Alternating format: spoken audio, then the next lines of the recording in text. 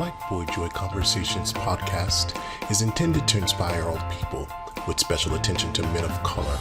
Our intent is to encourage Black men to heal, live in their truth, and embrace the unique discovery of oneself. To create and narrate personal stories of Black Boy Joy. What's up, everybody? Welcome to another rendition of the Black Boy Joy. Today's show is very different. As you can tell, I have a live actual guest with me today, LaMont. And LaMont is here, and he is my special guest co-host, and I'm excited to have him here. And we're going to just have fun talking about Black Boy Joy conversations. And so we're going to get started. First of all, I want LaMont to just tell us a little about himself. The king. Welcome, Lamont. Thank you. I appreciate you for having me on the show. You're welcome. Thank you. Well, a little bit about me. I live in Atlanta, Georgia. Okay. I'm a phlebotomist for Quest Diagnostics, and I'm currently in nursing school. I got one more year left. Okay. Nurses. What is a phlebotomist? Okay, so we draw blood. Oh. Do you enjoy that? You know what? I did when I first got into it, but now I'm just like, What made you do that? Oh, my mom. So my mom, she started off as a phlebotomist, and now she's a nurse. She's been a nurse for about 10 years. 2 years. Okay. Yeah. So now you're in the same path. What makes you want to be a nurse? I enjoy helping people out. I really do. Anything I can do, if I have the capability to help somebody, then, I'm going to do it. I like helping changing lives. Nice. Helping changing lives. So I'm excited to have you here today. Tonight's focus is going to be about living with joy. Okay. And so you and I have kind of, I'll say he's becoming one of my favorite people in the world. And that's because I don't like to use the term loosely, but he has infectious joy. I remember following him on social media, and he was in China sliding down escalators. Crazy. And I liked it, and we just kind of connected. But then our connection really picked up when you did this random road trip. You was like, yeah, I don't know what he said and how he said it, but he was just on this. How many states? What was? Let's see. I think I did maybe 10 states. Wow. Maybe. Wow. Drove 10 states from Atlanta, Georgia, all the way to Los Angeles, California. How many hours did you make? Shoot. It took me 5 days, but I took my time. Right. So started in Georgia. And then I drove up. So really, I could say I started in St. Louis because I've never been to St. Louis before. So okay. That's where I started my trip. And then I just went on from there. And your entire timeline, he was posting these stories, and it just was like, I wish it was on TV because it was just that theatrical and that dramatic. But it was, what made you do the trip, or what was the inspiration behind the trip? I don't know. Well, the major inspiration was, I'll take that back. I've always done it. I've done it one time, but that was just to help a family member move cross country. But I said, I want to do it again. Okay. And so, a little backstory. I was seeing somebody, for over a year, and it didn't quite work out.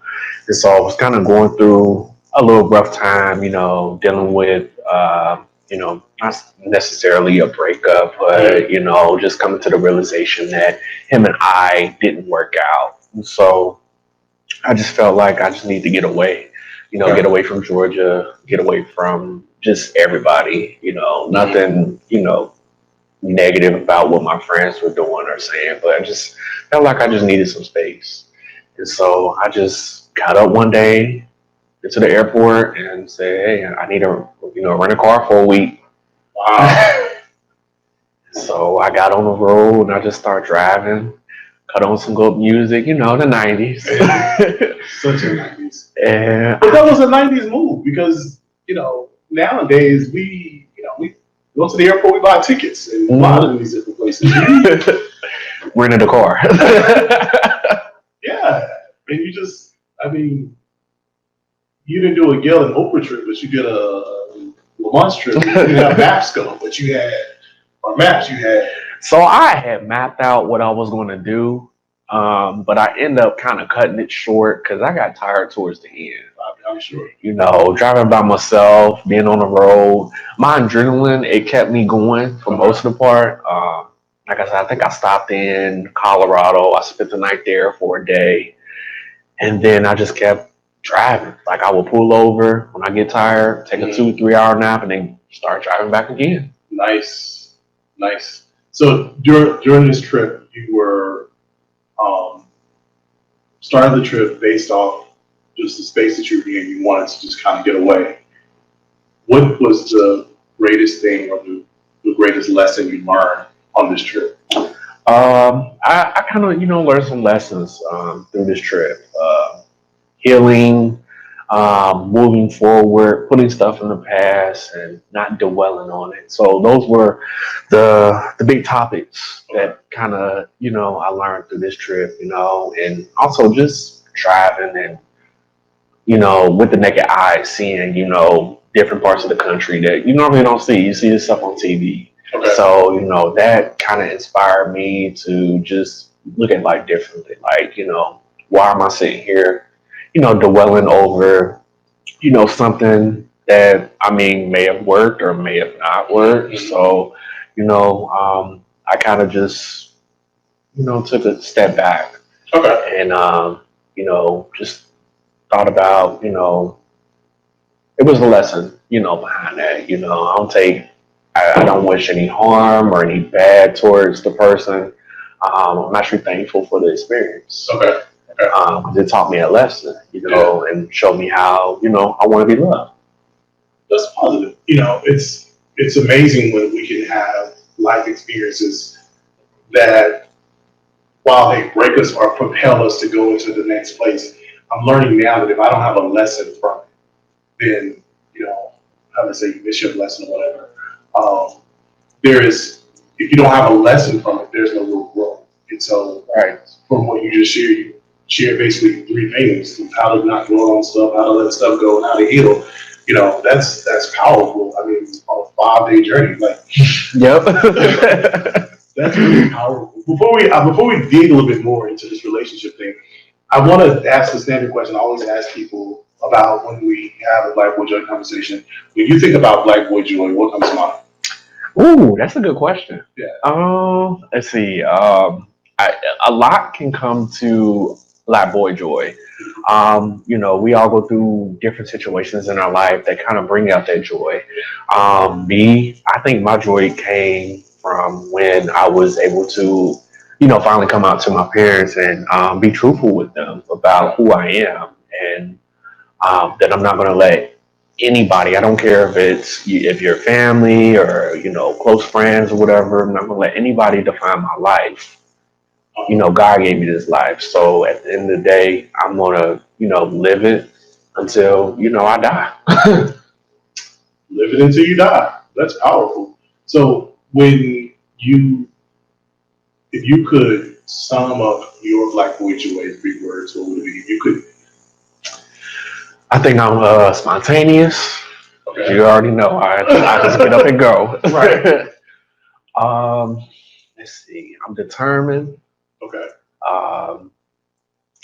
And then I think last but not least, I'm strong-minded.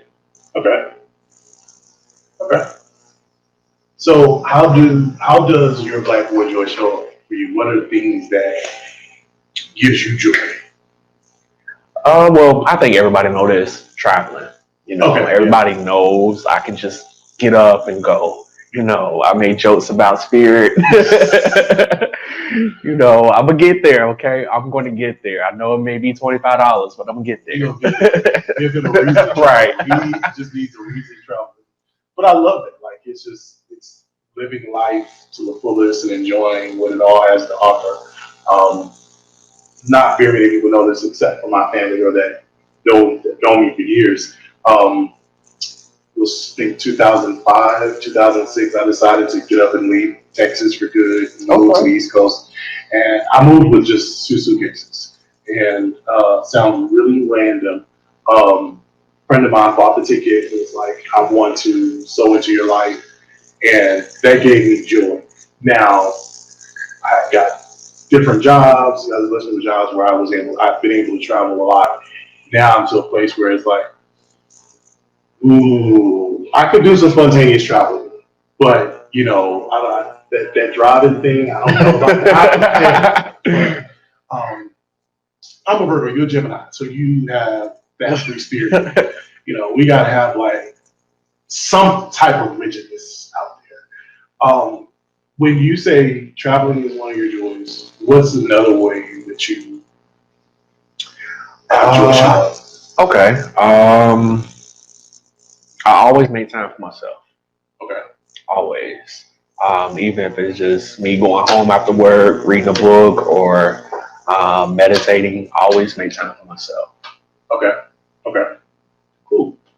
Meditating. So a lot of our guests, this is our fifth show, but a lot of people that we've had always talk about meditation. And so I'm going to ask you this. What does meditation look like for you? Is that just like Nam-myoho Renge? Some people that don't know or haven't experienced it, there's many different interpretations about meditating.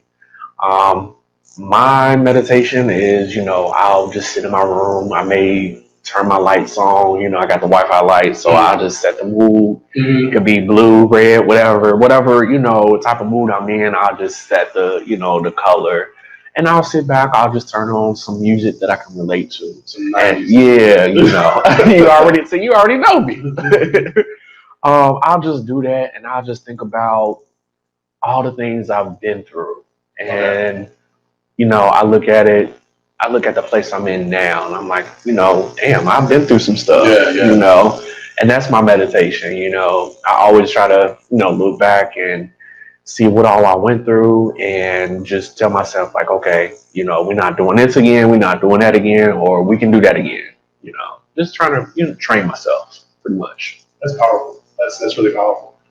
Meditation looks like that for me as well. I used to think that you had to do all this work to clear your mind, but I'm now realizing, that is the work. It's just to sit there, and I find it to be my way to ground myself, especially some mornings if I don't do that. I don't feel grounded. I don't like my days get off to a good start. So I want to change it up just a little bit. We're going to go back and forth. Black Boy Joy Conversations is about our joy, but also conversations. So I want to say, before we go into our next little phase, I want to invite you to like, comment, and share. As you're watching this video, like, comment, and share. Support us by sharing your comments and tell us your thoughts and stuff like that. So I want to do something really different. Okay. You know what that is. Without a libation, you can't have a really good conversation. So we both have our libations. Oh, shoot. Okay. We got our drinks. Well, he's got a shot. But, I took a dark shot already. But this, I only do white. So I want to do a fun thing. Never, ever, ever have. We've all played it. So that was your homework. Okay. So we're gonna do 3 never ever have us. I'll let you do 2 and I'll do 1. Okay. For those of you watching, feel free to join us. Grab a drink. Put us on pause. Whatever you got to do. Grab a drink, whatever. And let's take a big drink of water. We're not promoting the chat. This is just our fun. This is our Black Boy Joy and our conversation. So I'll let you start. Okay. All right. Well, my first one is I've never ever dated a white guy. Oh, okay. What do you think about when you think of? What, dating a white guy? Yeah, that thing. You know what? Actually, I actually kind of been open to it a little bit. Okay. Recently, actually. Okay. I was like, you know what? Let me No, let me give him a try. Maybe. I'm Yeah. on like a fence, so I don't know. Like most black people, and Yeah. they can't find a good relationship. I might as well start dating. Okay. Okay. So never ever have you. So the question is, never ever have I dated a white person. Supposed to drink? Yeah. No, you drink if you dated a white person. Okay. All right. So my next one, pretty sure most of our fans have done when we were teenagers. Never have I ever snuck my boyfriend into my parents' home while I was living there. What? You ain't do it? What? I mean, I haven't done it either. So. Mama, yeah, if you're watching, never ever have I. I'm glad that was the same. Don't leave it there. Okay. We're gonna leave it right there. Okay. All right, your turn. So never ever have I. Yeah, I'm gonna ask that. Never ever have I broken someone's heart. I think we all did that. Okay. We'll come back to some more never ever. Oh Lord. We'll come back to some never ever happens. Okay. So when you talk about your journey, not that you use the term journey. I like to say people's life. Our joy is a journey. Our lives is a journey. So when you think or talk about your journey, besides this experience, this recent breakup experience, what are two things that your life or journey has taught you so far? This is going back to one of our personal talks.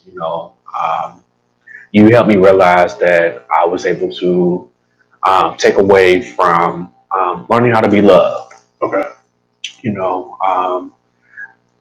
Just I guess dating and trying to figure out who is this compatible partner of mine. Sometimes I do. I take full responsibility for it. I always compare this person to the last person I was with, and I know I can't do that. Everybody's not going to be like him. Okay. But to some degree, some of the stuff I do want. Okay. So that's one. Another one. Let's see. I don't know. I can't think of another one right now. I'm just. I guess overall, I'm just thankful for the experience. Okay. Yeah, I was heartbroken, but I mean, we all go through heartbreaks. Yeah. But at the end of the day, I was able to overcome and rise from that and move forward. And I think it made me a stronger person at the end of the day, because I really did like this person. Okay.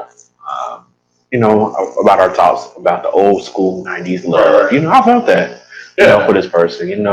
If this person called me today, they need something, I got them. Yeah. No hard feelings. So if you could talk about, so let me back up. Okay. Before we go into that part, I want to tell people. So I might have to have these conversations, and we have agreed that '90s is kind of like the best era. The best. When it comes to music and a couple of other things. So if you hear us refer back to like the '90s moment or that '90s music or something like that, more power to the '90s. Okay. Was a kid of the '90s. So when you think about '90s kind of love, what is the biggest misconception that people have about you let's say in general, the biggest misconception about people that people have about you? About me? Yeah. A lot of them tell me I remind them of like a older soul in a young body. Because, don't get me wrong, I like the club, I like to have fun and stuff like that. But most of the time, if we're talking about a relationship, I like to, be with my significant other. Okay. Let's go. Let me go buy some food. Let me pop up. Let's watch some TV. Yeah. Let's do that. I don't want to always be out and about and stuff like that. And so I've been told multiple times. I remind them of an old soul trapped in a young body. Okay. Old soul trapped in your body. I heard that. So what is the misinterpret? What do you feel like people get wrong about you? A lot of people think. A lot of people think I'm an Instagram star. I've heard that. You are. I'm not. I'm not. I'm not. I'm not. I post. You're an influencer. Okay. Yeah. Yeah. I just tell, anybody who, PM me, they be like, I like your stories, or, you just inspire me to do so much. Yeah, this is what this life is about. We only get one life. Don't ever sit back and, regret not doing A, B, and C, because, you look up and be 67 years old and talk about, damn, like I should have did this or I should have did that. I have multiple conversations with my grandparents. And they'll sit there and they'll be like, you doing a damn thing. Like, I wish I would have, got up and just been like, hey, F this. I'm going to get on the road. I'm going to do what you did. Mm-hmm. And now my grandparents, they're at an age to where, they're not able to do stuff like I did. So, I just try to inspire people, live your life. So people assume that you're this Instagram star. You don't say that. You just say you're just yourself. I think I'm an influencer, like you said. Okay. I just because I do. I get a lot of DMs, people saying, I enjoy looking at your stories. You always everywhere. That's just going back to what I say. I just like to I'm spontaneous. I like to hey, I'm in Charlotte one day. I'm in DC the next day. That's just the kind of guy I am. So how does that translate, or how do you differentiate without I guess your stardom? How do you remain humble, or how do you balance that without? So I think there are some people that are and this is subjective, so this is my opinion, this is how I feel.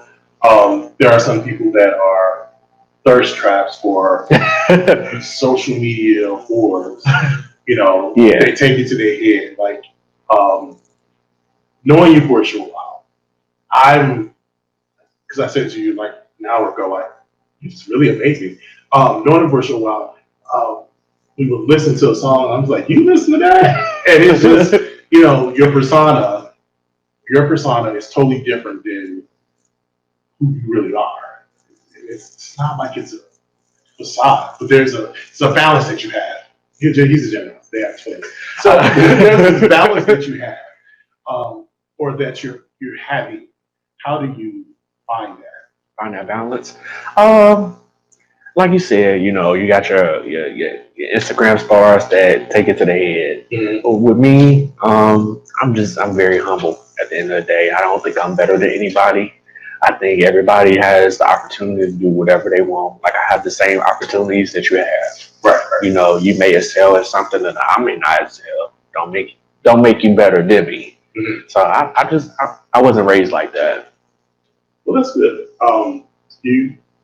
You mentioned earlier about kind of your Instagram starting. When did you become or realize that you're the star and notoriety, or you had this influence? Okay. So 2 years ago, me and my friends, we always go to Dallas Pride. And so we had went to... I just need to do a shameless plug. Dallas. I'm from Dallas.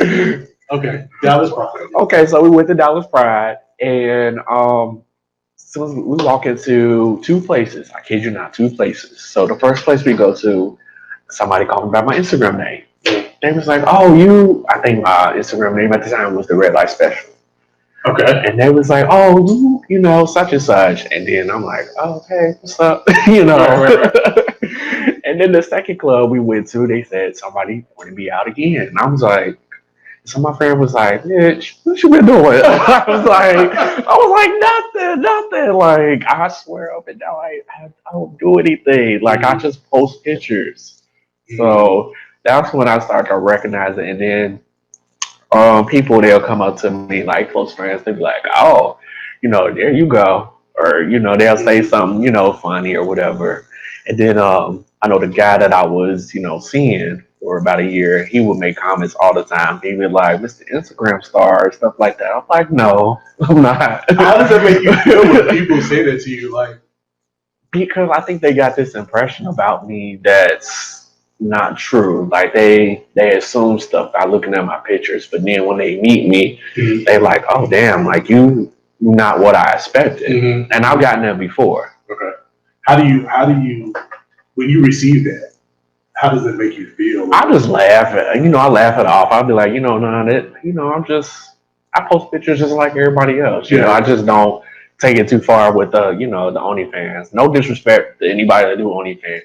Get your money, but it's just, you know, it ain't for me. So, I think people look at me that way too. They be like, you know, oh, he one of them big times, you know, always posting pictures and stuff. I post pictures, you know, where I go, or you know, lately I've been posting pictures because I've gained weight. Okay. So you know, people, you know, I want people to see like, damn, like he was that skinny, like he got, you know, a little big now. So, and people misinterpret your posts about your body because I'm learning some new words, body positivity, body positive or whatever. You're body positive, so you'll post a picture and you're really just proud of what I look like, what you look like. Meanwhile, somebody else is thinking otherwise, or you know, yeah. So, I have a question for you. Yes, sir.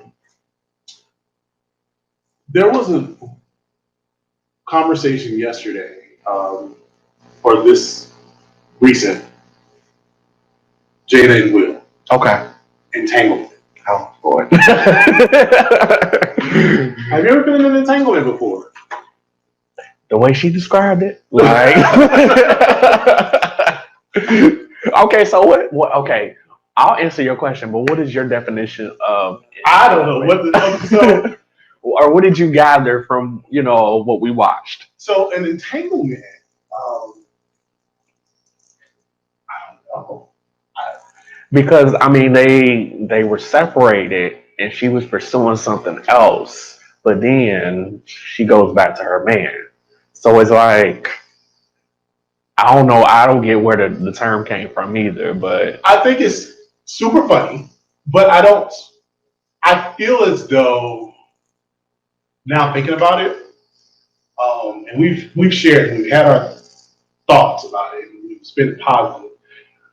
I do now feel little ways about that word entanglement.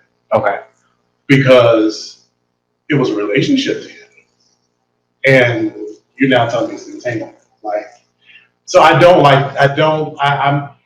triggers to me are dismissive, and I don't say triggers, but I'm not a fan of people that are dismissive to other people's experiences. So, you know, while he says a relationship, you say entanglement. You know, entanglement means that you just wound up one day just twisted and got these emotions, and you defer them as an entanglement. Like, I just. Oh no, I've never been in an entanglement.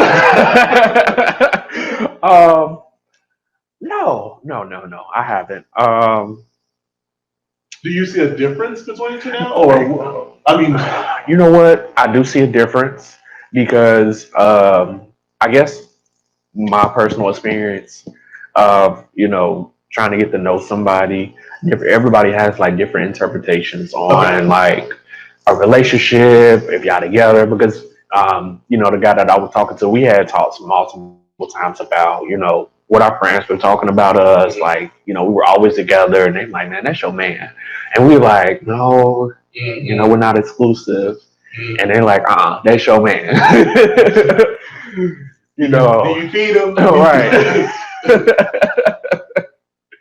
But I do see, like, I get it as far as August, where he comes from. Now, Jada, I just feel like maybe she was just on an emotional roller coaster and didn't know what to do, and was just like, oh, okay, I got this cat right here. Let me ride it out until maybe me and Will get back to rolling the gun. So I think everybody's been through it. I don't think it's been an entanglement. Right.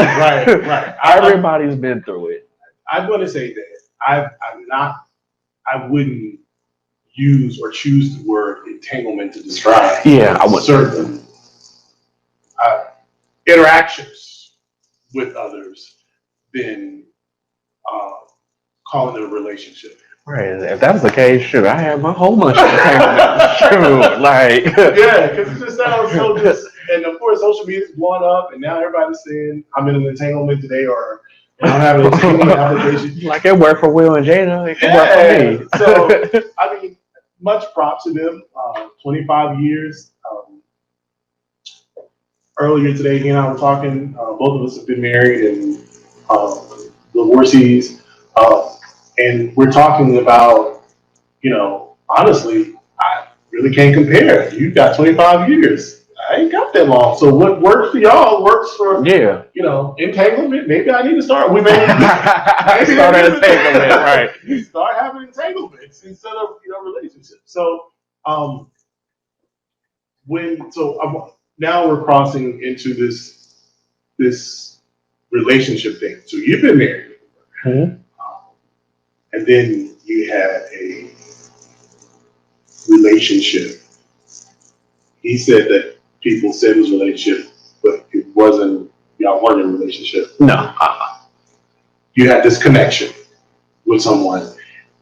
How do you feel as though that has grown you to know what you desire? Okay. Well, it was just our connection. Man, we wasn't forcing anything. I just took it in and I embraced it. I had a conversation with a close friend of mine, and I was talking to him about it. And he just felt his definition of how he felt our friendship or relationship, whatever you want to call it, blossomed. He just felt like I rushed into it and I was trying to replace what I didn't have. And I told him, I said that wasn't what I was doing. I mean, me and him, we met, and it just happened just to blossom, naturally. So I took that in. We were pretty much talking for a year, and I thought something was going to grow out of that. And come to find out, both had different, outlooks on the situation.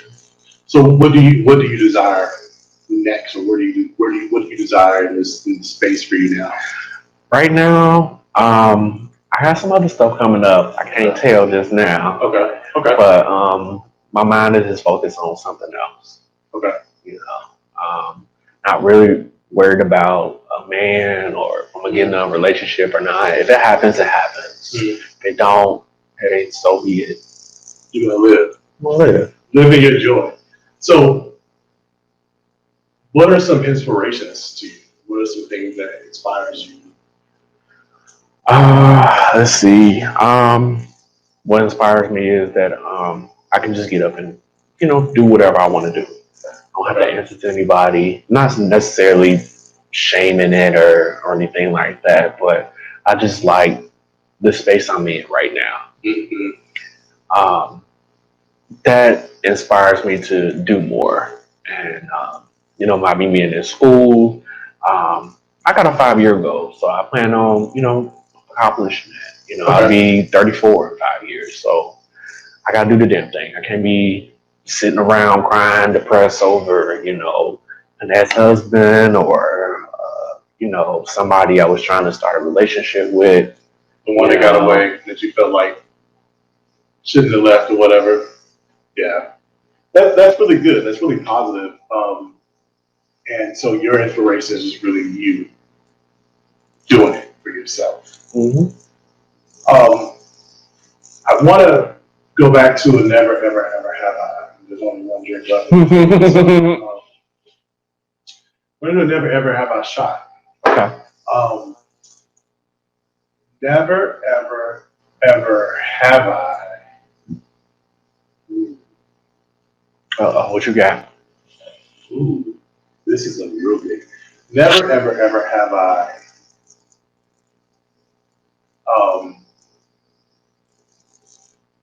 Cheated.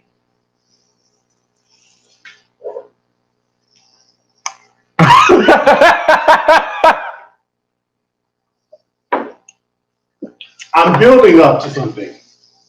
We've got no more shots left, but we're building up to what you building up to? Okay. You know what? So the next one will be our crescendo. Okay. How do you feel about toxic masculinity? What are your thoughts on toxic masculinity? Okay, define toxic masculinity as far as define it to me, and I can probably answer. So toxic masculinity is, and this is Ryan's definition. So the definition is that men are to be strong, men are to be masculine, to be dominative, to be men supposed to not have color in their hair or whatever heteronormative that, I feel like there's toxic masculinity in the heterosexual world as well as the gay community as well. I do see that because, when we see somebody out with pink hair or blonde hair, we're like, oh girl, what? Mm-hmm. But I'm trying to do better along with that too, because they have a right to do whatever they feel like, that makes them comfortable. So I have to be like, oh, okay, my sister, she good, she doing her thing. Like, she got her pink hair. Hey, it is what it is, I'm slowly breaking out of that because I did, growing up in a home where, my father was like, you ain't doing that. Right. And, I had to kind of break from that, I get my nails did. I put color in my hair. Now, I don't do makeup or nothing like that, but, it is what it is now. We're in a different era. So it's like, people just need to be more accepting of it. I hate that it's always the Black community. Mm-hmm. We'll tear down our gay sons or our gay daughters, but we'll welcome a bastard kid or, a murderer or a rapist, somebody that's been to jail. Are we okay with that? Mm-hmm. But the one thing y'all ain't care, y'all not okay with is a gay son or a gay daughter. Mm. Yeah, I used to really care. Now I'm like, it's your decision. You can choose whatever you want to have a decision about anybody else's lifestyle or choices and things like that. So I'm with you on that because it's like Jay-Z said it best. Whatever you eat, don't make me shit. And it's my reality. Mm-hmm. And I'm learning in this space. I used to have a God complex. Or I don't say used to. I had a God complex where I felt I could fix everything and fix everybody. And which means that I cared about everything and everybody. And as I grow and mature in my journey, I'm not God. And so that to me says that I can't fix everything and everybody. I'm not for everything and everybody. Mm-hmm. And I'm okay with that. The more I'm, shedding off the need to want to help and do for everybody, the more I'm realizing the better I'm becoming for me and the more authentic, And so I asked the question about toxic masculinity because it did warrant me to go into the conversation about how we are perceived as men of color, men that are gay, And the other ex-cornerbacks, divorce. How do you feel that you're perceived? And how do you feel you're perceived, and how do you perceive yourself? Right. And just to tag along with the toxic masculinity, the only thing like I see like in my, I guess, using me as a prime example, and I'm sure there's others out there that might feel the same way. Like when it comes to like, tops and bottoms and stuff like that, you have like femme tops or you got masculine bottoms, With me, I just feel like, everybody's entitled to their interests, whatever they prefer. If you prefer a masculine top or a femme top, that's on you. But for me, I don't want a femme top. Okay. I don't want somebody like, girl, get in the bed. I'm like, what? Right. So that's the only thing that I may have an issue with.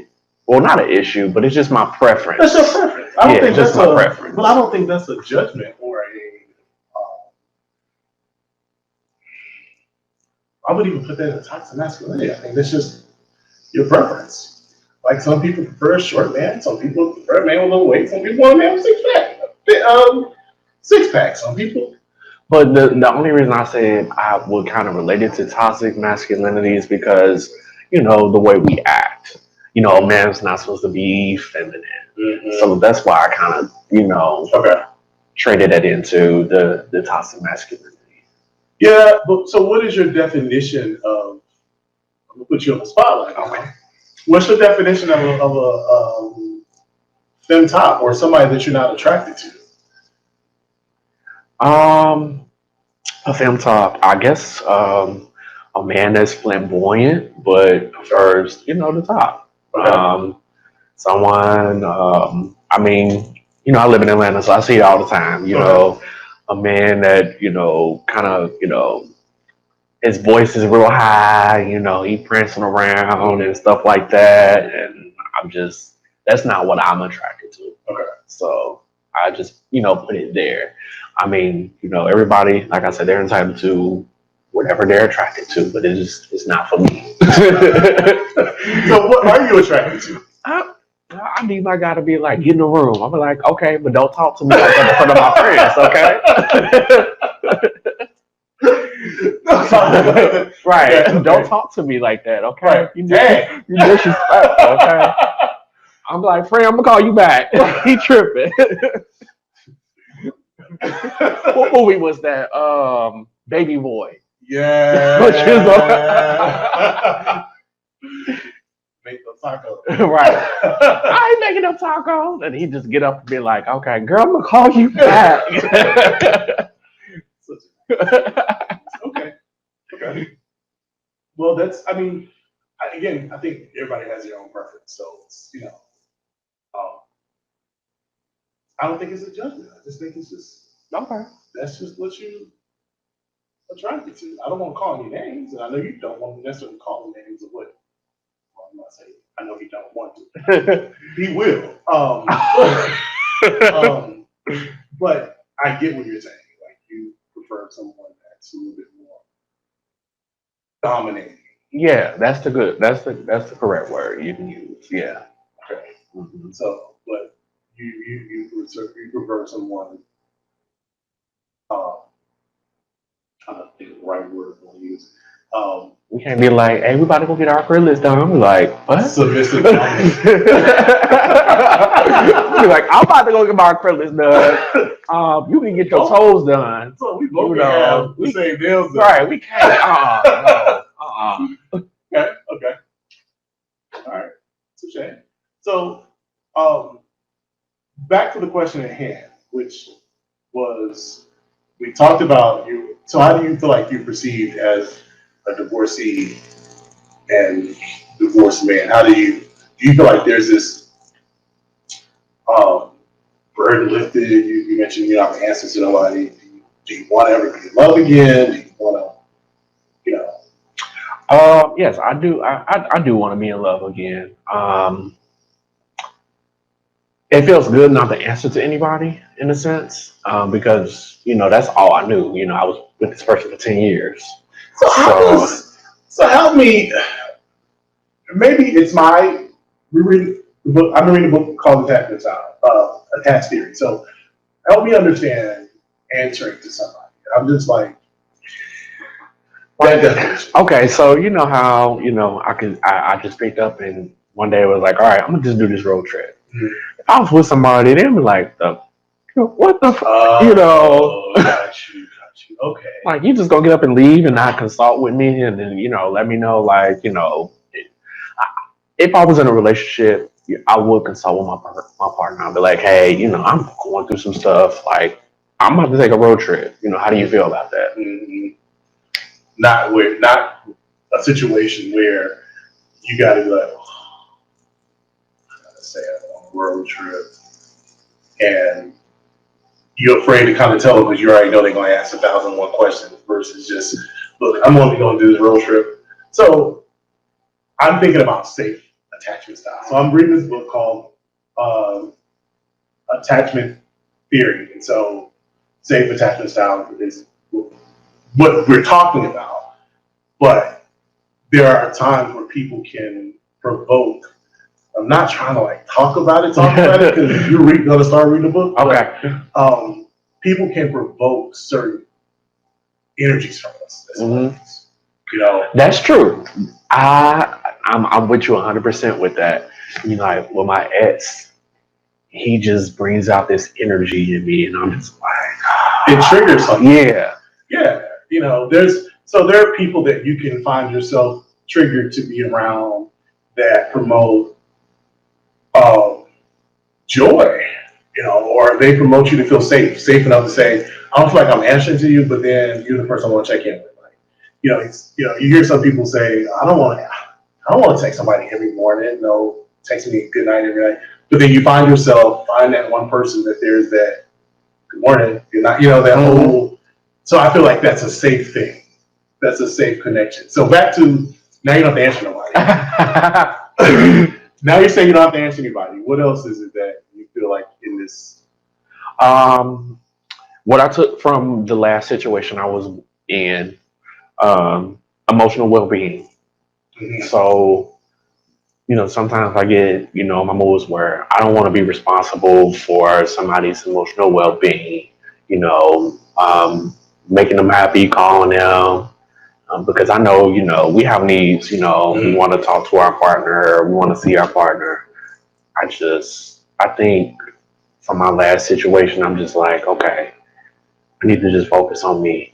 I did too much time focusing on other people, even with, my ex. I was just mainly focusing on him,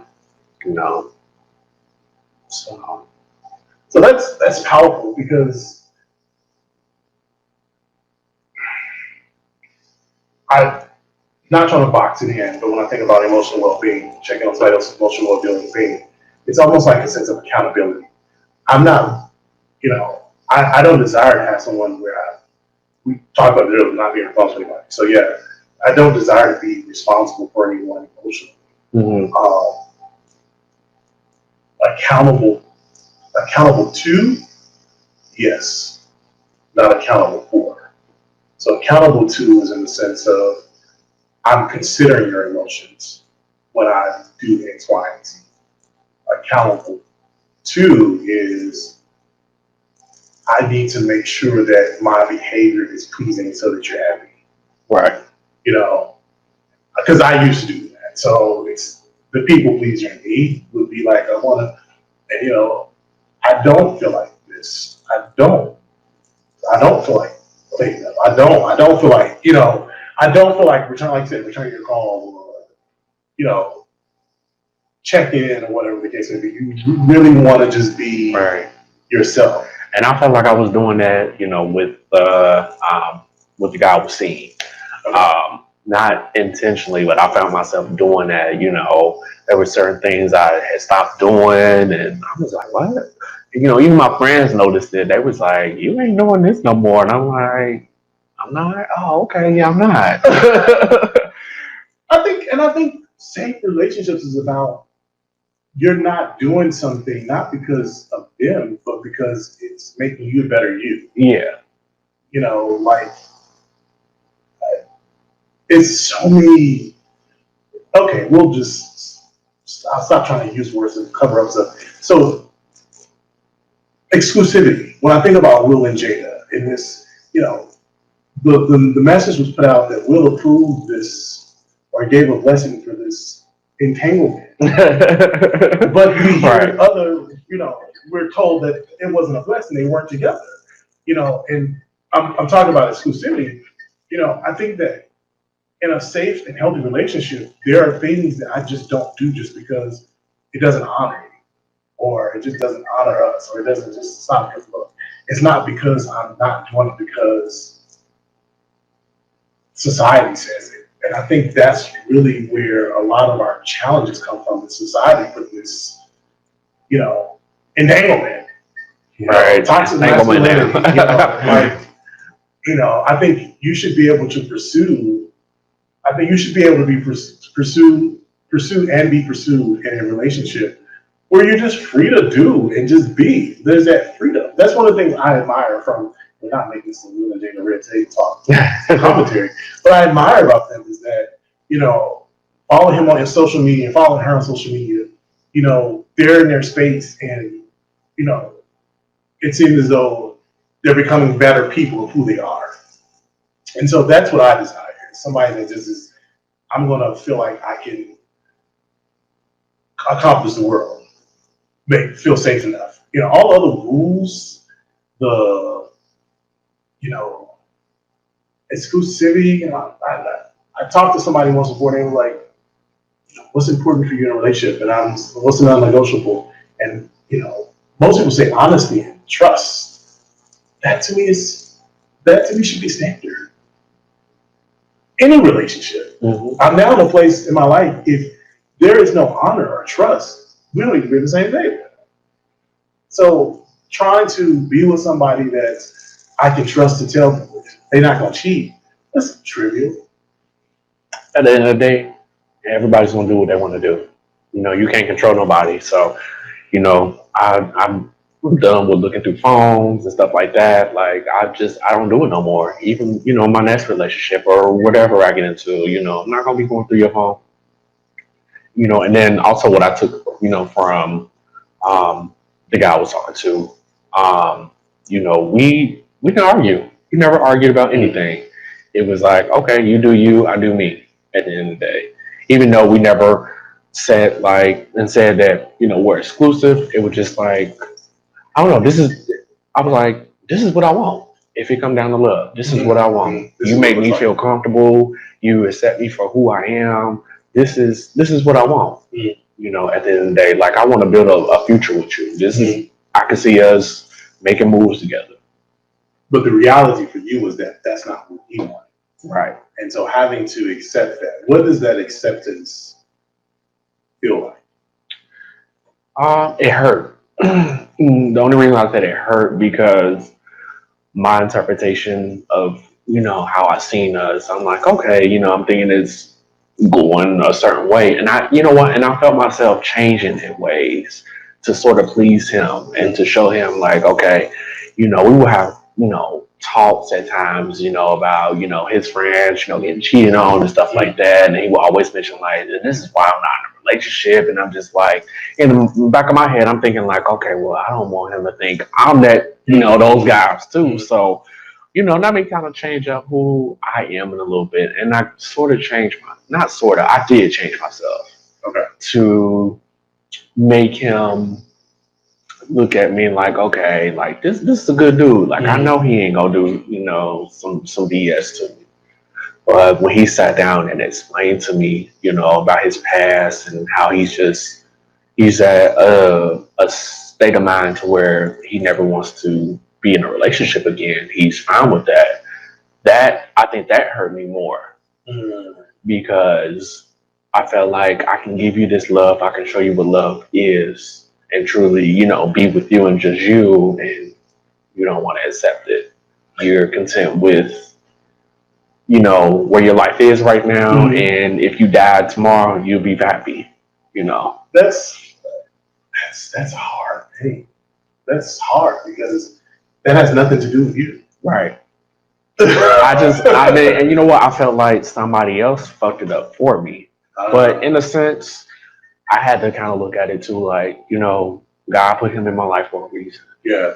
God put him in my life to show me that this is how you should be loved, my son. Mm-hmm. And so you take what you gathered from this man, and I send somebody your way, you'll know how to, pick out what you want and what you don't want. So I agree with that. So where I sometimes have a challenge is thinking about was the picture I had in my head was so great, Mm-hmm. and it felt so great to be on that path. Mm-hmm. It sometimes scared me to think there's greater, and that's the reality. Because But social media opened that up for us now. Like there's always somebody that may look better than you or got more money than you. But going back to me and you talked about the whole 90s thing, that stuff don't matter. It doesn't. But what I'm saying greater is that if I could feel love in a non-relationship that went nowhere, think about the person that I'm Supposed to love, yeah, or how that love is going to be way what I need if I could just let go of this quarter. The dollar that I get. If I let go of the penny, I get a dime piece. And that's what I had to do. I had to slowly let go what me and him had. Because it was consistency. Every day. Lunchtime, he'll call, or he'll call me in the morning when he wake up, or I'll call him. It was just every day. We didn't miss a beat. And so I'm like, damn, like this is what love is supposed to be like, even though we're not exclusive, I felt the love. I felt the sincerity. I felt that he genuinely cared about me. If I was getting in a fight now, he'll be right here, Right. And that's the type of love I felt from him. So the consistency, that type of stuff. And that's the thing with people, I think people come into our lives to teach us certain things. To date, to love yourself, to be more confident in yourself physically, sexually. There's so many different lessons. So for me, the acceptance, because I don't want to ask you a question I can't answer myself. So for me, the acceptance is just it feels like hell. I have acid reflux sometimes. That's what acceptance feels like. Because you have to accept it. Mm-hmm. It's a reality, and I'm so loathing and so tired of people trying to put the persona that acceptance is beautiful. It's beautiful, but it's a beautiful pain. That's true. That you know what, that is true. Just like the other night, when I had hit you up and I showed you what I did. That was my final piece of letting go. Mm-hmm. How do you feel since then? Like I said, I've been telling my friends that know about the situation. I feel great. Okay. I really do. Okay. I have a girlfriend. She's kind of going through something similar to what I was going through, and I just be trying to tell her the sooner you let go and you move on, it's going to be hard moving forward, but you're gonna feel so much better at the end of the day. Do you feel as though acceptance is a part of letting go? Yeah, because you can move on and still not accept the fact that the situation's over with. And I think that's where I struggle when I hear people say let something go. They never tell you that in order to let go, you got to accept it. I mean, what I did was I did 2 soul ties. So a soul tie is when you write a letter. Okay. You write whatever you want on there and you burn it. Okay. And that's just something honoring yourself to telling you that you'll never go back to that situation. It's disrespectful to yourself. You wish no harm or anything done to the person, but you got to move on. And so that's what I did. And again, moving on, I think the hardest thing for moving on for some people is they still can't. They have to accept it. Yeah. And it's almost like a death. as I'm growing in my journey, I'm not going to tell somebody who lost somebody. They wouldn't want you to cry. I don't know the person. I don't know the motive. Say I don't even want you to cry or don't Right. cry. You know, the moment when you begin to accept how you feel, because sometimes I have emotions that will come, and I'm just like, I used to be like, I can't feel like this. I used to talk about that. Now I'm learning. The more if I just sit with it for a few more minutes, the faster it'll pass. You know, so the point is when you shared with your experience the other day, I had a similar experience. I don't know if I told you about it, but I had a similar experience. So I felt the same way. So there's this whole wow. I said this movie. I haven't even really thought about that. This is where I'm at. I can see the future so clearly. I can see while I can't see the objects up close. I do see the future so clearly in a sense it's brighter.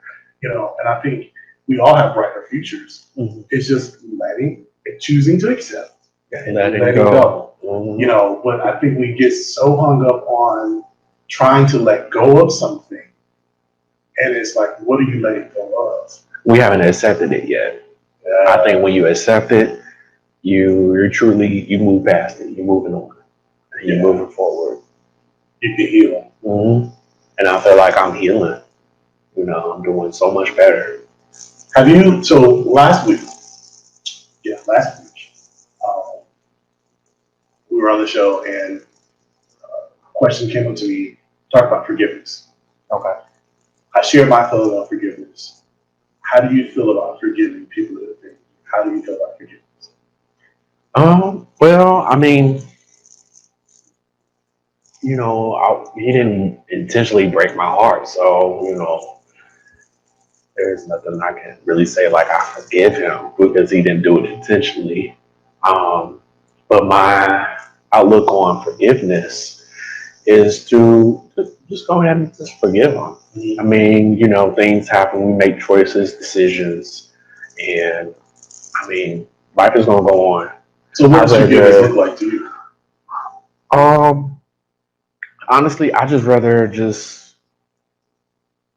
our relationship may not be the same to a certain extent, but I forgive you and I'm going to move on because I don't want this to conflict with my future blessings or my relationship with God. At the end of the day, the Lord wants us to forgive people, and move on. We shouldn't hold grudges. So that's how I feel about that.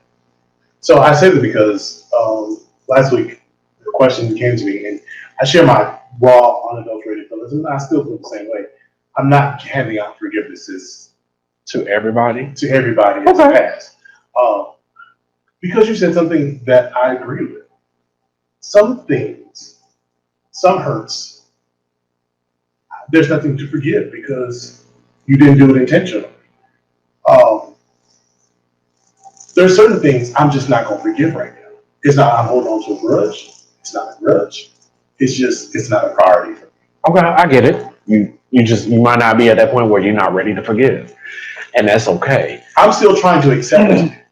Okay, I get that. And so, going back to the whole letting go and acceptance, I can't forgive you. I can't accept it. What am I forgiving you for?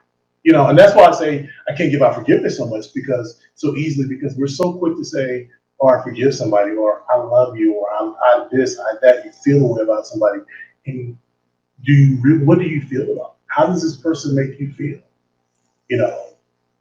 Why is forgiving you so important to me? It's not helping me feel better, right? For me right now, my priority is making me feel better, and not that I'm withholding, like trying to hold anybody hostage or grudge. Just not important. That's just, and I mean, I apologize for it. This is my feelings. So I brought it up to you because I wanted to clarify, but also ask you your thoughts on forgiveness because you kind of open up my eyes into certain things. We may not be ready to forgive people, but another thing we got to look at is, we could die tomorrow, and that person we still haven't forgave them, and so I'm spiritual. To a certain extent. So I feel like even if we're not ready to forgive that person, I think because time is of the essence. Mhm. So we're not promised tomorrow. So I think we still have time to maybe accept that forgiveness, but in order to move on, I think we should just go ahead and forgive that person. Mhm. But when you're at a state of mind where you're ready to accept it, you accept it at your own time. Yeah. You just know where to put them in your life. Yeah. So you don't have to talk to A, B, and C all the time, but you can forgive them.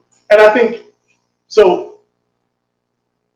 Where I think that some people may miss it, or for me, that I have to learn, there's a difference between forgiveness and reconciliation. And I'll say this, though I don't really have any unforgiveness for anybody. I just make that clear that in my journey to forgiveness, that my forgiveness looks like now. I'm not giving it away so easily, so freely, and so quickly. Is it that you don't want people to get over you, and you just have this not persona, but you just have this stern look about yourself to where it's like, okay, like you ain't about to fuck over me, so don't try me. No, it's about I don't want to reconcile. I don't have to reconcile. So, forgiveness to me is when you tell someone that's been raped or traumatized. This to me, when you have a trauma, you're telling me I need to forgive a rapist, or you're telling me I need to forgive somebody that's traumatized, whether they did it intentionally or not. Let's first let me accept it. Don't come to me telling me to forgive me. Let's first deal and honor the fact that I've been traumatized. Okay. Let's deal with my trauma first. And that's what I mean when I say forgiving you is not a priority. Okay. My trauma is a priority. Let me unpack this trauma, and then I can come back and forgive you. And once I forgive, it does not mean I need to reconcile. Reconciliation means that, we're going to be good. Forgiveness is I'm going to let it go. I forgave you. Boom. That's it. We don't have to ever see each other anymore and speak. That's a level of forgiveness. Reconcile, there's several people, and that's why I'm harping back on it because again, I want to not clarify, but I'm just expounding on it's one, forgiveness is a journey. Two, reconciliation is not just always attached to forgiveness. Okay. Because you're telling me to forgive my person that traumatized me, and I'll use rape. That's a harsh word, but it's a reality. You're telling me to forgive the person that traumatized me, and I gotta forgive them and move on. But then the person that raped me, what do you tell me? How do I deal with the rapist? Are you trying to make me forgive them too? That's why I say you have to separate the forgiveness and reconciliation and, case by case, because you have people that are, again, your trauma and somebody else's rape are two different things in their mind point. I think as long as you don't take the situation and let it, bring your life. Now, if you let it bring your life, then I think you need to have that sit down with that person. If y'all can come to, a group of people and have that sit down and that talk. Mm-hmm. But if it's something you just like, oh, okay, it happened, it is what it is. Then I think the forgiveness part can come about. If there's something that's running your life, then maybe the reconciliation can come about, and maybe talking to that person can help you move forward. Mm-hmm. So I get what you're saying. Yeah, and not to have gone so deep into it, but I think a part of our joy is stolen because we're told that you can't live in joy unless you forgive. You can't live in joy. Joy has all these inhibitations. Oh, you're not living joy because you're not living joy because you're body positive, or you're not living joy because you're here, doing this, you're doing that. My joy has nothing to do with anybody else's definition, And so forgiveness, unforgiveness, again, there's nobody I really think about that I really need to forgive. I feel like I've forgiven everybody I need to forgive. And I have no unforgiveness. I have some reconciliation I'm not forgetting out. Okay. But I have some forgiveness. Again, forgiveness and reconciliation, that could be a whole other moment. Again, but they're two different things. I'm not going to equate them to the same. Okay. And they have not forgiveness and reconciliation or any of it. None of it has nothing to do with my joy. I can be in joy, we can be in joy in the most painful time of our lives. And I say that because if you can think about a moment of pain or trauma that you've gone through, there have been some times where there was some joy that your friends was a different friend. There was some joy that crept in some days. I can say that, because when I was going through my little moment and being depressed, my friends they came through, and I had some good moments. But then I go back to being sad and stuff. But I have to say, my friends they came through for me. They really have. They brought some joy moments because I will say, like, I did kind of lose my joy for a minute. Mm-hmm. I didn't really want to. I think my escape route of traveling still kind of held on to my joy, but when I'm at these places, I'm just like, I don't want to do nothing. I'm just thinking about him. I'm sad and stuff like that. But a couple weeks ago, and also I did go to therapy, so therapy did help that. So, and I just want to strive to the Black people. There's nothing wrong with going to therapy at all. It helps out. I'm telling you, it helped me out. But I don't know, just listening to my homegirl story about what she was going through, and it just kind of just motivated me to pick up my pieces of my life. And I'm just like, I can't allow this person to steal my joy because we didn't work out or things didn't go the way I wanted to. Life, that's what happens.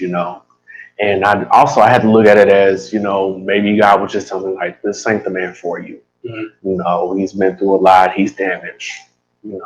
What happened if, y'all would have worked? He's still damaged. So you're going into a toxic relationship. Something you don't deserve. Something that and that's crazy.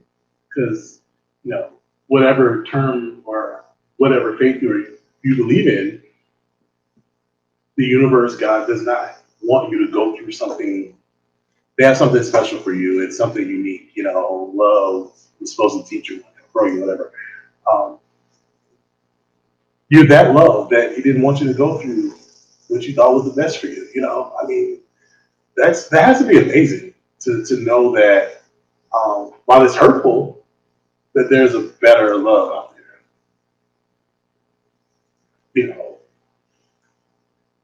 I know, in my dog. But it's amazing to know that you are worth more. But it's how you said earlier, you didn't really get it until you did those soul ties. It was like that's when I was like, okay, I'm good. Like, I think about them from time to time, I'm not gonna lie, but it's not as before when I'm just like, I gotta call him. I need to reach out to him, or I need to go see him. Like, I just didn't want to put myself back in that situation, and I already know where this man stands. A lot of us think that we can change a man, and you know what? It worked on my ex-husband because when we first got together, he didn't think it was gonna work. And me being a young, guy, he's been there, he's done that, he's older, so I'm just chasing behind him. And then, maybe in our 4th, 5th year, it's like the roles reverse. It's like he was chasing after me, and I'm just like, I'm over it now. Like, I done A, B, C, and D for you, and you still kind of like, on the fence about us. I just don't know. And it was just like, he was able to look in my eyes through his shoes. Okay. and see how, like, damn, like, you really was down for me. Right. You reap what you sow. So, without going too deep into your plans, what's next for you? What can we watch from you besides being an RN? Yes, I got something big coming up next month.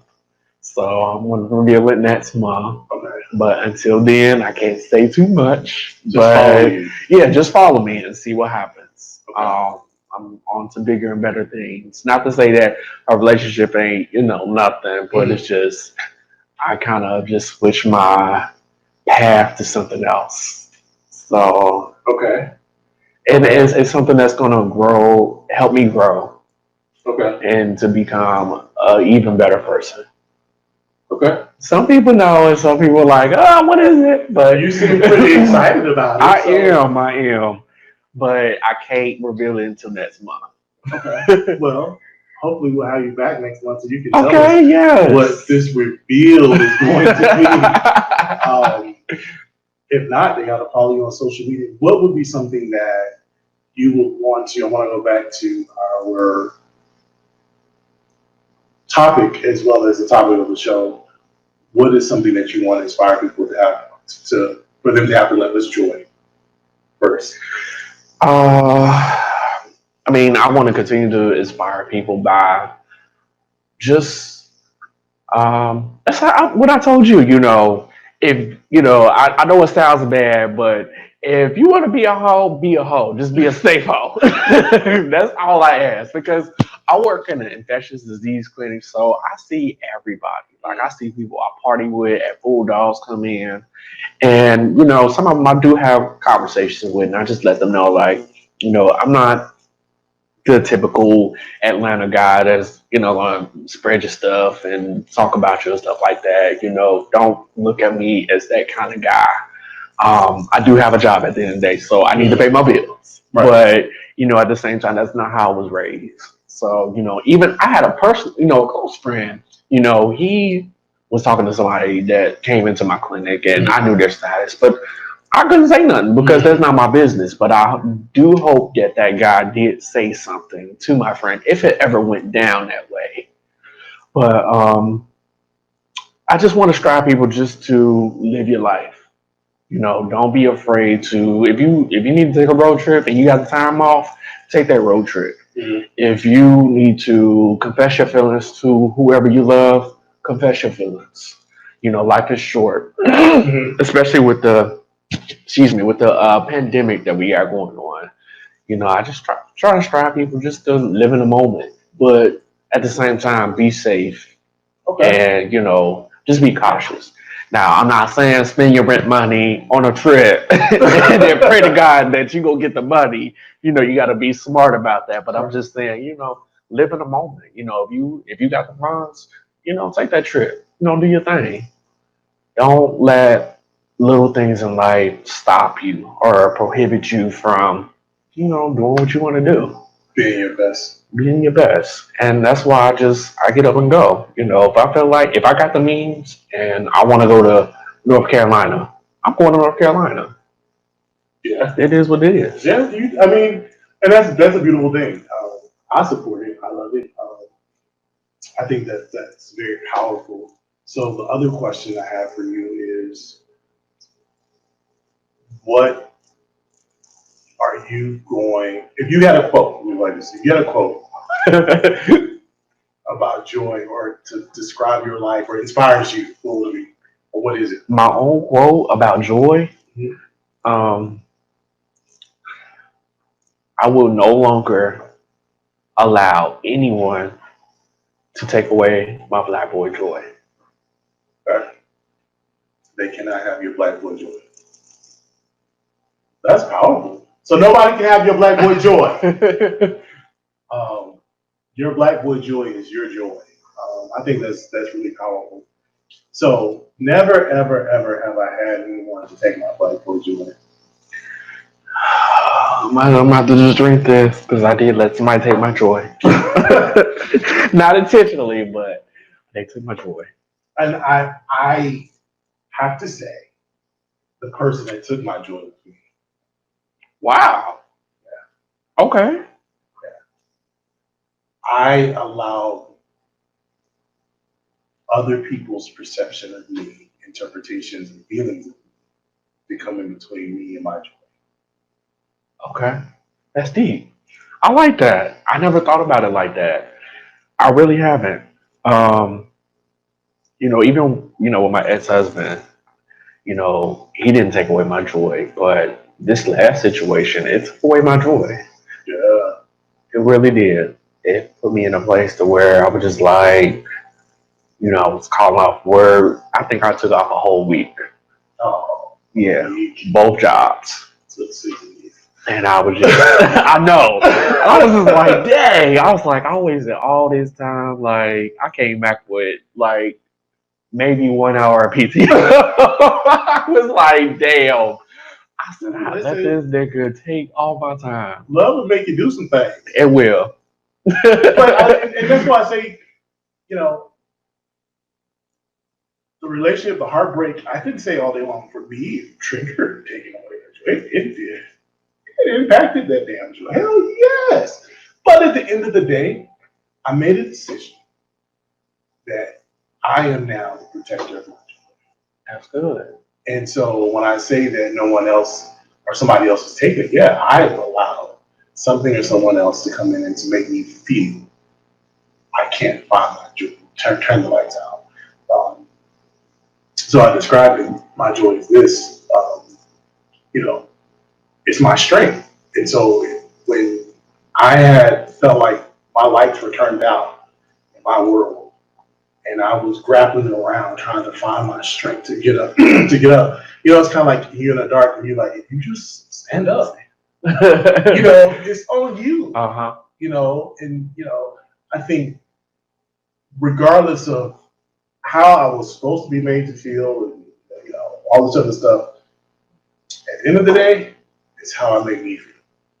And my black boy joy is not about anybody else's. It's mine. And I'm now at this place where I'm the protector and the king and everything else for my joy. As much as I love my little dog. I love him and I love my future. I love my family, but I will never ever lend or make them and give them the responsibility of my joy. Because if I do that, they can hurt it or take it. That makes sense. Yeah. So I'm like you, want a relationship and the whole 9 yards. I do, but I'm not going to allow it to determine or define my joy. And that's good. I want to spread my joy. Usually, what I do, I try to do at least twice a year. Is He spreads his joy by stop. I'm sorry. I try to give back to the homeless, because Atlanta has a lot of homeless people. So usually, sometimes I'll text my friends. I'm like, hey, if y'all got some old clothes or whatever, put them in a bag, give them to me. I'm going down by the Greyhound station, and I'm gonna pass some stuff out. Like last year, I did something to where I had some friends of mine. We all cooked. We sat shop at a park, and we had some clothes just laying on the box. I'm like, hey, y'all come eat, get a plate, get some clothes, whatever. Wow. So that's part of spreading my black boy joy in that area. And a part of my 5-year goal is to get a building and do a nonprofit and help rehabilitate some of these homeless people. And I know it's a choice, I know some of them out there like they choose to be that way, but it's some of them that need the help and just don't know where to go or to get it. So right. I want to do my thing and help them. Wow. So again, he's always saying and doing stuff that's super amazing, and I think that speaks to a lot of who you are, your family, and your joy. Like, yeah, because a lot of people have interpretations of who they really think I am, and I'm like, oh, that's not me. Like, no, that's not me. It's just I'm just living my life. I'm living my best life. I'm happy. I'm doing whatever I want to do. Being safe about it. No criminal activities. But I'm just, I'm just be safe. just living my life. And I tell my younger siblings that live your life. Do what you got to do to excel. I'm not trying to work for a company forever. Mm-hmm. And in the next 5 years, I'm not. I'm gonna have businesses. I'm gonna have property. That's my plan. I don't have to focus on finding love. If love come my way, hey, come on in. I think again, it's a table you set, and we see the quotes all the time. I know what I bring to the damn table. I bring it. We all bring stuff to the table, but it's like, okay, like, are we gonna last? Like Will and Jada. Yeah. But my thing is now is, I gotta move. Mama Ayala that says, if love is no. Is that the one that? Oh, I was serious. Is that the one that put your head to the dirt? Like, do you smell it? Do you taste it? No, this is Nina Simone that says, love. I think she said, love is not being served. I gotta get it from the table. I'm paraphrasing. Oh wow. Okay. But if love is not at the table, I don't want to be at the table. And my thing is, like you said, like it will receive you. I'm putting the table. I made a point where I dismiss everything that's at my table that shouldn't be there, that sucks from me, that doesn't bring a paper plate to the table or a napkin for itself to wipe his home out. Then now I can make space for love to come in. Okay. We got to be in the right state of mind. We got to make sure we're healed. And like I said, I took from that last situation that I was in that this person, wasn't healed all the way. Mm-hmm. So, it wouldn't have been good for me. And sometimes that's why relationships don't work out. You hopping in from one relationship to the next. It's like you haven't healed from the last person you were with. You're taking all that damage that you endured from this person and throwing it on the next person. Mm-hmm. So it's just a cycle that keeps going on. And it's like, I see why a lot of us gay men, we're not in healthy relationships, or our relationships don't last. That's really good. Like, they don't last. Because what do you think? I don't know. I mean, I'm just taking from my example from me and my ex. I met him when he was just like literally getting out of a relationship, and so I liked him so much to where I was on him like you got to be with me, you got to be with me, and eventually he was with me, and so he didn't know how to love me properly because he didn't know who you really were. Yes. And so I've had previous boyfriends, but they weren't like long lasting or important like it was with me and him. So I knew how to give him that love because I seen how my father gave my mother love. So I took that and I'm like, okay, I'm gonna hold you down. We need this. I got you. And with him, it was like, I don't know how to love you. Like, I like you, but I don't know how to love you. And, eventually it grew, and to this day, if he call and be like, hey, I need something, I'm gonna give it to him, It's no bad blood. Sometimes, and maybe that we're gonna definitely do this in two sections, separate sections, but okay. Maybe trauma bonding. Trauma bonded us? Trauma bonding. Have you heard of trauma bonding in relationships? Mm-hmm. Oh my God, trauma bonding. So trauma bonding is basically I'm in a traumatic place where I'm experiencing trauma. We identify with one another's trauma. Mm-hmm. And because as a kid, I think it was 14, 15, our house burned down. If your house is burned down, I knew what you need. Okay. I recognize, I can identify what that trauma looks like and feel like. And so when two people that experience trauma begin to bond, they're bonding over the trauma, not over each other. Okay. So I say that to say that there's several trauma bonding relationships. So August and Jada, trauma bond. Okay. I wouldn't give it a Jada. Right. But trauma bonding is just that, something traumatic that we're centered around, and we're occupying holding space. And majority of my relationships of late have been trauma bonds. It's about me making them feel away. Okay, so y'all relate like, oh, y'all went through that. Oh, I went through that too. And y'all bond over that. And then there's this whole Okay, so where else can we, or how else can we bond besides talk about the BS? Yeah. Okay. How do I really know you? Can we sit up and watch something on TV together? Can we just really enjoy each other's space? How do you show up? So now I'm asking those questions because in trauma bond, you just oh, I can love you. Oh, I got you. But do you want to be up there? Jason's like, 90s. 90s voting. You can't save nobody that don't want to be saved. I don't know you remember when Derek told Jada Pinkett. Yeah. What's his name? You can't save nobody that don't want to be saved. You're right. And so, here you are, you're wanting the best for your ex. You're wanting them to be in this healthy, wonderful place in life, and they don't want the best for themselves. All right, you can't force nobody to, you just, everybody that's why God gave us the mindset of free will. Yeah. We're going to do whatever we want to do at the end of the day. I can't tell you, oh, don't go talk to him. Right. You going to talk to him anyway. We're going to do it. It's just, can you handle the fall? And, being smart enough, again, say with that, that trauma bonding, I had to realize a lot of my previous relationships was.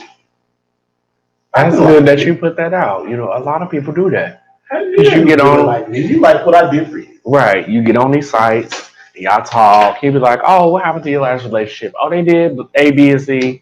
Oh, mine did too. And that's how people bond and get together and break up. So then what happens is, if we're in a relationship, forget it. We're in a relationship and I'm provoking bad triggers for you. I'm provoking you to feel like you need to check in. Or I'm provoking you to feel like you're not good enough. I'm provoking these bad things. That's trauma bonding. A positive, safe relationship should be provoking the healthy, inspired side of it. Safe relationship, healthy relationship should be that I see your scars and I see what triggers you. Example, because you mentioned consistency is a big. We can't both have acrylic nails. That's a problem. So I'm not going to go and go get acrylic nails. I'm going to sacrifice that, not because I'm trying to please you, but I know that doesn't make you feel safe. That doesn't help enhance our relationship. That's trauma bonding. If I'm doing it because I'm trying to, make you feel safe versus I don't desire. Right. I just don't, that's just not me. So you don't even have to question, like you mentioned your ex would talk about some things his friends was going through. And you'd be like, well, let me show him that I'm not the type of dude that would do what these other dudes do. When you're in a safe relationship, that's not even a question. I know you. I know you're not going. You know what I'm saying? It's like, I know you well enough to know that's not even. But even we didn't establish the whole exclusivity because we technically we weren't together. So that was just my whole ideal of, okay, I want to work on being together, but I just want to show you that I'm not gonna be like how your friend was getting played by that guy. I want to say so much, y'all. The reason why I'm holding back is because he has the book attached theory. He has a reading. Yeah, and there's so much I just want to throw out, but then I don't want to ruin it for him. But I hear you, but that's still not safe. Like you making choices or doing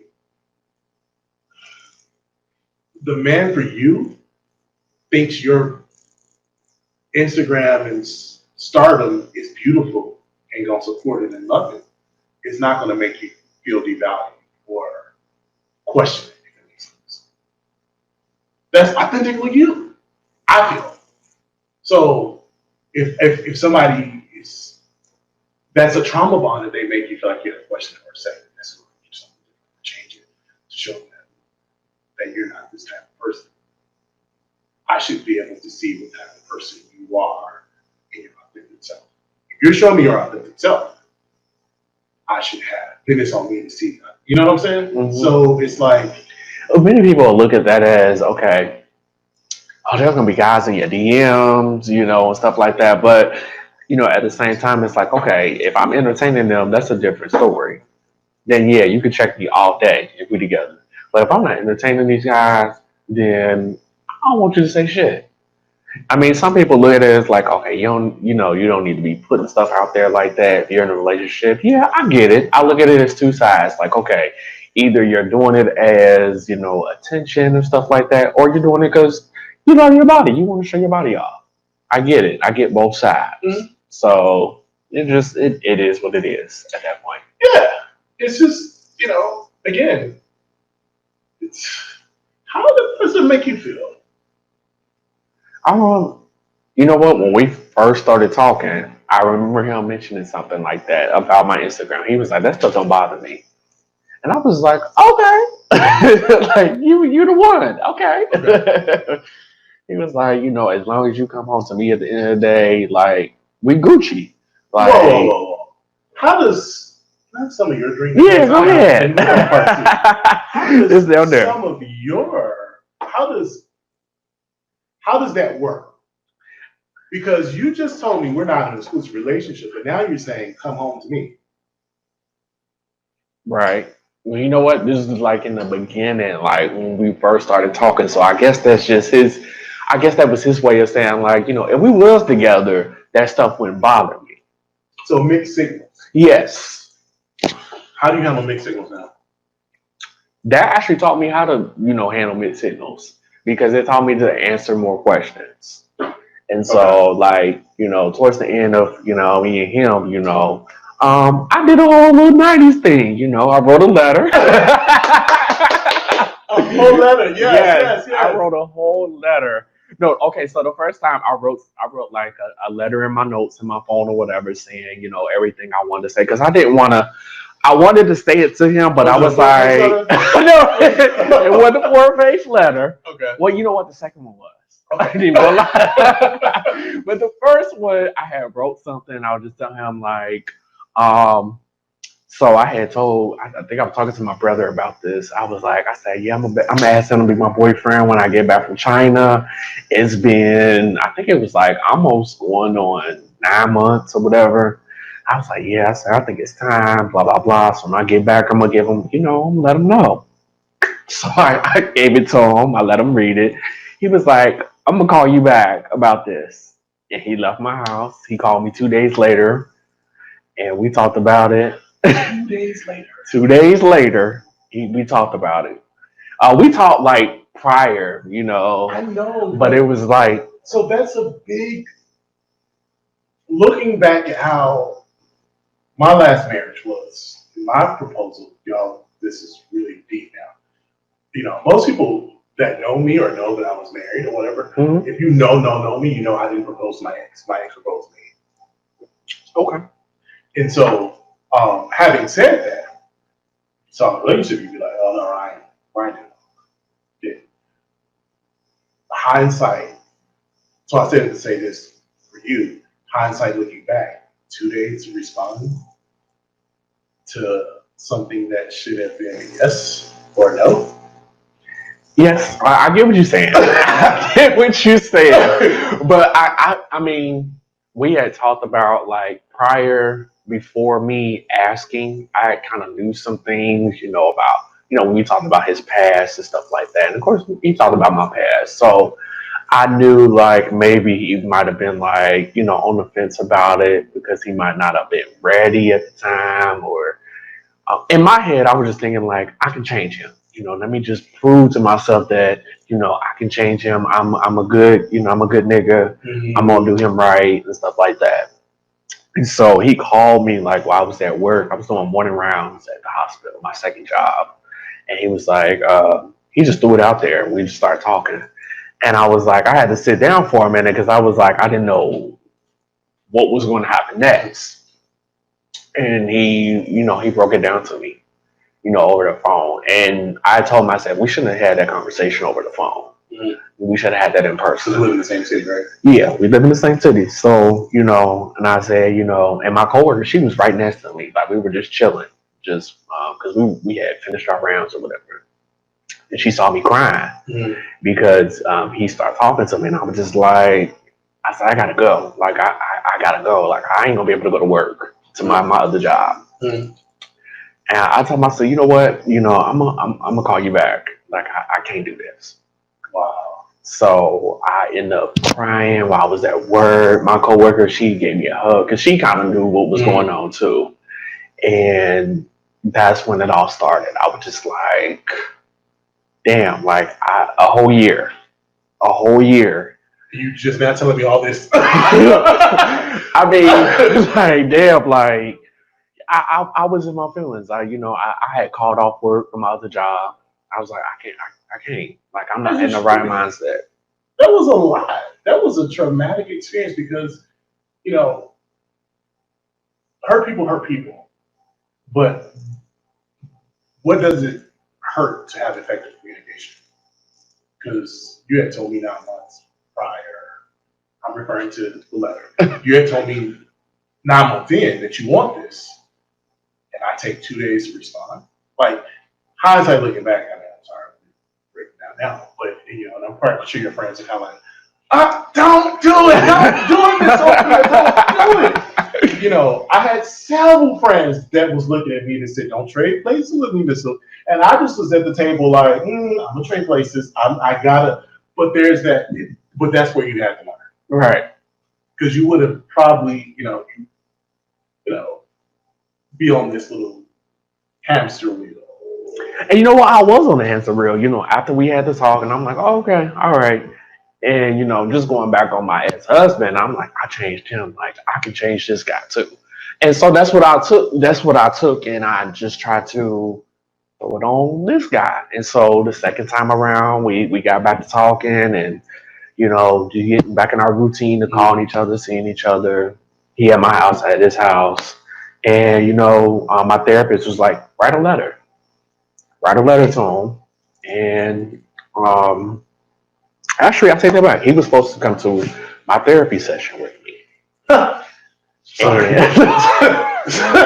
So it didn't work out that way because, COVID started happening. So I was like, I'm just give him a letter. So I drove over there, gave him a letter. He called me a couple hours later and said the same thing. Like, I still feel the same. I don't, I don't want to be in a relationship. I don't want to be, responsible for somebody's well-being. I was like, okay. And so after that, I just had to make the decision like, okay, I can't keep going back. I thought I could change this man, but I can't. He's stuck in his ways. I tried to show him what love is, how I can love him. He accepted, but he doesn't want to move forward with it. So therefore, I can't keep disrespecting myself, putting myself in a situation where he's getting what he wants and I'm not getting what I want. You're getting my affection, my time, but I'm not getting the exclusivity and also he getting the benefits. Yeah, but not but not giving you what you desire. That's sounds like my marriage, but why shall I say what I choose? But I own that, and being able to own it, that you can respectfully own that you gave him the benefits, and he didn't give you the rewards. Vice versa, he got the rewards and didn't get no benefits. So, would you do it again? With him or with anybody else? Yeah. Um, You since you asked both questions, you answered damn. With him, no. I think that's it. Um, you know, What makes you say that's it? because I tried twice. I tried twice, and you say you don't want this. So Do you feel like you failed, or do you feel like the first time I felt like I failed. okay? The second time I was like, okay, LaMont, you gotta accept that he's in his mind state. You can't change his mind. He's stuck in his ways. He's probably not healed all the way. I can't. I don't think I can heal him the way he needs to be healed. There's some stuff he still might be dealing with. I don't know, Okay. but I just had to tell myself that I deserve better. Not saying he ain't shit, but I'm just saying like, at the end of the day, I deserve everything I want. I'm a good nigga. I already know. I'm a good person.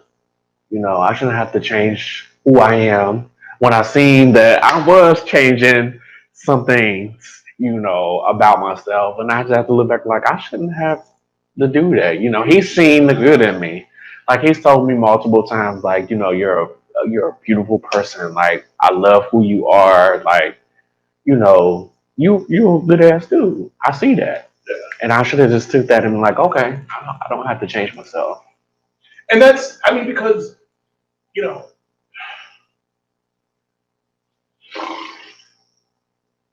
have you ever heard the words, you knew who I was when I met you, or I've always been?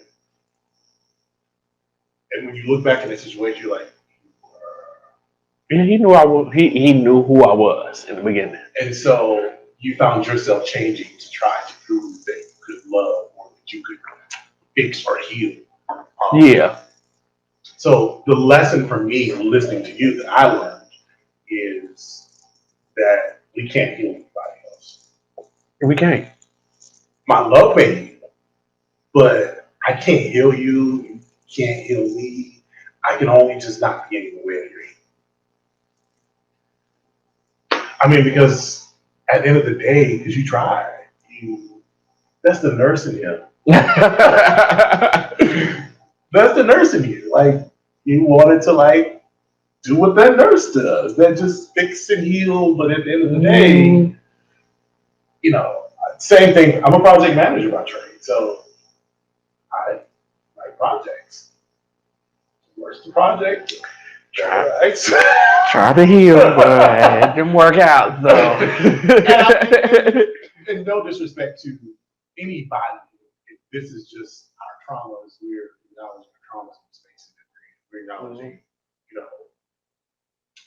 our truths. And so, I support it. I just think that it's a beautiful story, because at the end of the day, we both will win. You'll win. I'll win. All respective places. It's just getting through it. And that's the hard part, getting through it. I would have never known. Like everybody kept saying that. Like I would have never known you went through this. Like you covered it up so good. I don't think you covered. I don't think. I mean. I have my moments. I'll be like, damn, I'm sad. Like, let me listen to some Whitney Houston. She don't get me through it. Like, but her ass kept making me cry. And I'm like, man, let me turn her off. Like, you more depressed. Right. She did. What? Why does it hurt so bad? Right. I'm like, why does this song keep playing? Damn. Watching the way next to my boss calling me saying, you coming in the morning? I said, no. I can't. I'm dealing with something. So, what would you give somebody that's going through what I went through? Yeah, 3 tips. Ooh. Not no surface tips. I'm talking about like some tips, like either get you some Wi-Fi lights and meditate, like giving them like some directions, give them some dominant top, some masculine top tips, not no feminine. Let's see. The only thing I could kind of relate is that, like, my homegirl, she, like I said, she's going through the same thing I've been going through. So I just been telling her that, either she needs to um, take the initiative to cut this guy off. So first thing, Because cut the nigga off. Female or male, cut them off. cut them off. Cut them off. The second thing is do a soul tie. Do a soul tie. Soul tie is Write a letter saying that, either you're not going to mess with this guy anymore, be intimate with this guy, or just he's not going to be in your life no more, or whatever. Write the letter and burn it. write a letter, burn it. And the third thing is to pray for yourself, that you'll be able to have a peaceful mindset and to move on. So pray for yourself for peace of mindset. I'm with it. I think those are great. I would add to those. Okay. Find a therapist. Right. At the top of the list, in the middle of the list, at the bottom of the list, find a therapist. Okay, my Black people, because it's okay for us to go to therapy. I'm telling you, it is okay. I've been to therapy. This is my second time doing therapy. I went when I used to live in Ohio, and I was actually with my husband there. I went to therapy, but that had a lot to do with maybe my upbringing, my childhood, and stuff like that. Yeah. But this second go around, was to help me kind of deal with the separation of me and this person I was seeing. It was a Black lady too, and I was able to relate to her more on a scale as far as like not woman to woman, but like being like no, like like I couldn't see myself going to like a Black male, a Black Why? hetero male, because they couldn't relate to. Why do you think that? I just assumed that they couldn't relate to me and they wouldn't be able to help me in that way. And going to a woman, I felt like, okay, she can relate more to the feminine side of what I'm going through as far as the emotions of a breakup or a separation. So I support therapy so much. I was going twice a week. Okay. Over a year ago, I was going twice a week. And I wasn't ashamed. Still not ashamed. Because I was dealing with like you talked about childhood traumas and then this trauma from triggering of some other stuff. So I was trying to unpack, 36 years of trauma. And so I needed 2 sessions. So I'm now, way less amount of times, but I still see a therapist. That's why I'm bald. I cut my own hair. So I'd rather spend my money on a therapist than a barber or anything else. Because that's important for me. That's important for my future. That's me. That's all I start with. Mm-hmm. Is me. So those are some good tips. The therapist, soul tie, cut a nigga off. Cut a nigga off as he gave you decisions, and pray or meditate. What I would also say is meditation and prayer, a joy mantra. Developing a joy mantra. Last week we had, or a couple weeks ago, we had Tiara Parsons, Director of Counseling for JCSU, share with us the importance of having a joy mantra. And joy mantras is imperative.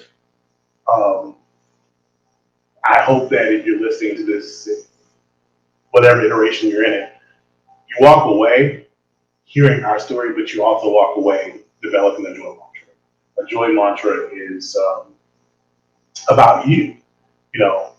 Whatever you tell yourself, how important, how wonderful, how, like you said earlier, you deserve way more than this. You're a good nigga. And here you are trying to give yourself to, it's like, I'm a good nigga, I'm trying to nigga,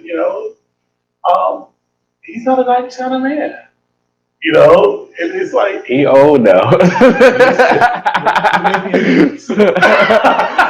Older. Oh, yeah. By myself, because I said he's an 80s. Oh, nah, he ain't no 80s. Oh, but you don't know. But again, you want a 90s love, you gotta find somebody that can meet you with the 90s love. Meet you at the table. I think our time is far spent. I think it's way more than time than we should be in the pool now. But I really appreciate it. I'm so glad you're here. I can't wait to do this. Thank you for having me. I really appreciate this. This is a good opportunity. I've been telling a lot of people, like, I'm about to be a My Black Boy Joy. Yes. And they're like, oh, what is it about? I'm like, My Black Boy Joy. And this is, if I could embody or say somebody like you inspire me so much. Just your energy, your journey, getting to know you has been the biggest blessing in my life. Thank you. To get to know you, like, I feel special. I know a celebrity. I'm not a celebrity. But I know. Right, you know me. Yeah, and that's a special thing. And so with Black Boy Joy, we gonna do much more together. But to know, again, it's like Black Girl Magic, or it's like Black Girl Magic. It's your magic. Our joy is our magic. That's our strength. Again, follow his feet. You'll see his feet. You never see a breakup. You never see a sad moment. You never see a divorce. You never see none of that. One of my favorite pictures of him is when he had this Aladdin-like outfit on. And you were jumping up and down in the air. Oh my goodness. Somebody was like, somebody called Jasmine, Aladdin's working in here. Because you were just in that moment of joy. And so I thank you for being authentically you in all spaces. And so that's all we got for these couple of shows that we just recorded. So thank y'all. Stay tuned. Look for Black Boy Joy. Look for LaMont. How can they stay in touch with you this week? You can add me on Instagram. It's called Save the Best for the number 4 last _ Save the Best for last. Are you on Facebook? I am on Facebook. My name is LaMont Mason. Find him on LaMont Mason. If he does so happen to add you, feel special. Because he is a celebrity artist. Not a celebrity, influencer. Yeah, thank you. I like that term better. The star? Yes, the star. I don't want nobody to be like, oh, he a star. He think he know me all that. No, I'm not. I'm just an ordinary guy that just living life. That's it. Living his best life. Mm-hmm. So if you've learned nothing else in these past couple of episodes, live your best life.